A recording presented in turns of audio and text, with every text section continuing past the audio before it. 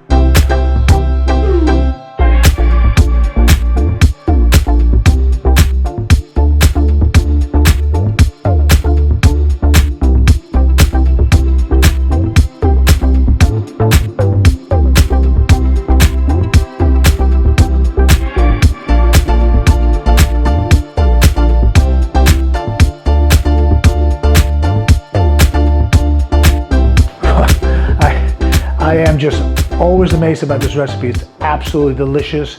My family loves it. I love making it. I love eating it, and my family loves eating it as well. There's a couple tips I like to give you guys. Once you do the roll, don't forget, before you cut it, just put it away in the fridge for about an hour. That way it cuts a bit neater than mine did. Unfortunately, I was doing things a bit too quick, so they looked a little bit chunky when I put them in the tray. When you put it in the baking tray, you can do two things. And four, like I did, overnight in the fridge, which I think it creates a better, beautiful flavor. Otherwise, put them in a warm place, cover for about an hour or two until they puff up, and then throw them in the oven and get them done. Guys, once again, if you like this video, don't forget to give us those likes. And if you haven't done so yet, please come on and subscribe with us. And don't forget to ring that bell so that way every time we post, it will come straight from my kitchen to your kitchen and we can have fun together. Thank you for all the comments, feedback. We'll see you real soon. Let me know how you go with this recipe. See you next week.